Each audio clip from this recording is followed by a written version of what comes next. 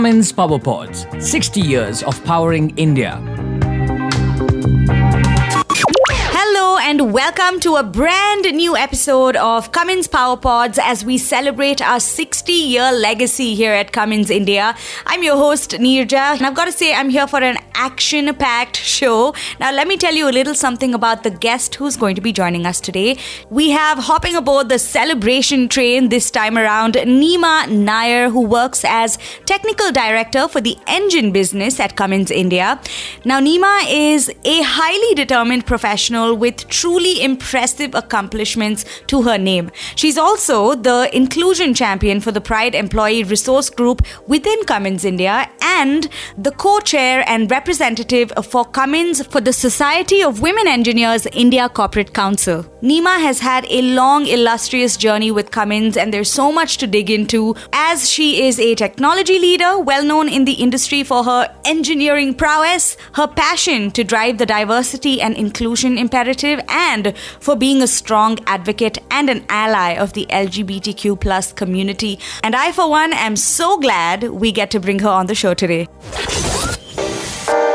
In conversation with Neema Nair. Okay, I'm not going to keep you waiting any longer. Let's bring on Neema Nair. Neema, hi, what a pleasure it is to have you on today. Thank you. How are you today? I am great. Thank you. How are you doing? I'm all right. All right. Let me dive straight in, I suppose, the way you dove straight into Cummins out of uni, right? Right after you graduated from the University of Louisville, USA. And this was back in 2006. So here we are a whole 16 years later. I mean, Neema, if I may ask, what's kept you firmly planted at Cummins for such a long time? I think with any kind of company, when you actually join it, especially straight out of a university, you have some very basic expectations, and over time that those expectations mature and they become more. I mean, just part of the growing process in general. For me, one of the biggest alignments that I have with Cummins, and which has become who I am, I think, in the long run, is the value system that it stands for is really important to me. I mean, things like integrity. I don't know how to be anything different. Yeah. Bringing your whole self to work, diversity and inclusion. These are all very important to me as a person and very important to the company as part of its value system. So that alignment is the main reason I've stuck around. Yeah. I enjoy what I do on a daily basis. Engineering is always fun. And so it's not been hard to stick around. Yeah. It really does sound like such an amazing sort of relationship, right? To love what you do and to love where you do it. And, owing to these 16 years at Cummins India, you've now had a successful engineering career and you've really done some amazing work in representing Cummins in the Society of Women Engineers. So how would you say Cummins has been empowering you and other women in technology? I think one of the biggest things for me has been finding my voice through this journey at Cummins. And so finding my voice, my purpose, what I really want to leave as a legacy, as a person, as a leader. I think Cummins is a huge enabler in that for me. And I can't see how I would do it a different way. This is my path. And it's been a great journey. I'm an engineer who fell in love with engineering after I joined Cummins and started doing hands-on work on machines. I find it very cool. I'm very nerdy about things like that.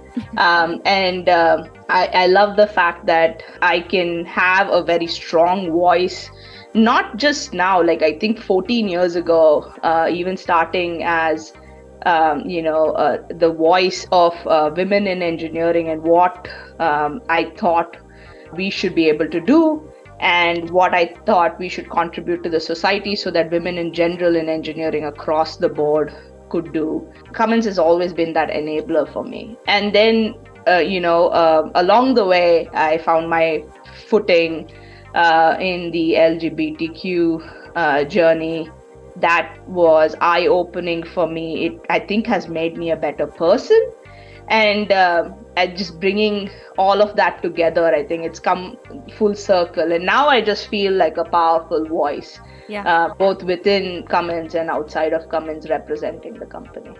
That's awesome. And it's very telling of how Cummins has, very silently but very actively been encouraging that. And I think this is a good time to ask you this, Neema, because like you said, you fell in love with engineering. And we, of course, want that for more women. So why do you think more women should join STEM? And why does the world need more women in STEM? I don't think there's any difference in our the processing of our mind, of how we process information and how we output information. Our diversity as a whole population, a human race that we bring to the table is through our experiences. And so we do need people of different experiences, different backgrounds, different ethnicities, diversities to come to the table, right? How is that possible if women don't do engineering? It's 50% of the world's population. And so absolutely for the future of engineering, there should be women doing engineering. And I think it's great that we are recognizing. I think we've always been good engineers as women. It's just now that recognition is coming more openly in the whole world. So absolutely stepping in and doing that is important. I think more important than that is women recognizing their own power in this area, right? If you're good at STEM, if you're good at science and math, don't let anyone tell you that, this doesn't have a future for you. Or, it would be better because you're a woman if you did something different, which was easier to do. This is fun. You have to find that fun, and you've got to kind of get over the humps to get here, but it's totally worth the journey. Yeah, it's a very exciting time, and just hearing you talk about how fun it is making me want to almost go back and, take a different subject. But I mean, you have a very holistic understanding, Neema, of all things Cummins, and rightfully so. I mean, after 16 years with the Cummins family, it is expected. And so I ask you this. The world continues to change, right? Our policies continue to adapt, and D&I is one of those things that's very much in the spotlight in this current climate. So how do you feel Cummins has stayed on top of things and progressed in terms of diversity, equity, and inclusion? I think by being very intentional. I think it goes from a nice to have value that we talk about, to actually making things happen. Albeit, I mean, in Cummins, we've been doing it quietly in the background for many, many years. I mean, we are more than 100 years old. But I think it's come very strongly in the foreground, where we are actually taking a stance in the foreground and making our voice heard even outside the walls of Cummins, because it impacts the community, and we know that impact now. Of course, walking the talk is part of this, right? So there's no question that in Cummins in India, we've got 42% of our leadership team is comprised of women. You can't have just one woman there and say, we've got representation, right? That doesn't give you that voice, that diversity amongst women at the table, right? So it's important to balance that. And I think across engineering, we are, more than 34%. I think there's a little bit of a slide during the pandemic, but we're trying really hard to get there. And everybody has a goal to get to 50-50. Parity is our goal. And that's just in gender diversity. Talking about all the diverse perspectives, right? We want everybody at the table, every type of perspective at the table. So walking the talk is very important. And so I think the leadership is now becoming very vocal in the last few years to actually say, okay, this is what we want to do, and here's why we want to do it, because there is an impact to the business, of course. I mean, there's enough data out there that shows that, the business case for diversity, but also for the communities that we operate in, right? The entire change that we can make, the impact we can make in the communities themselves is tremendous. So absolutely, I think this is a big part of who we are. Yeah, you made a very good point that it's about every type of perspective, and you can only get that with diversity. Now, you are a strong LGBTQ plus ally and also the inclusion champion for the PRIDE employee resource group here at Cummins, which is incredible. But I do want to know, how do you see Cummins ensuring a safe, inclusive and equitable workplace for the LGBTQ plus community on a regular basis? the thought process started in 2016, and by the end of 2017, we had an ERG group. It got kicked off in early 2018. And at that time, there were still some legalities in the country that made it hard for a lot of people to talk about it openly outside.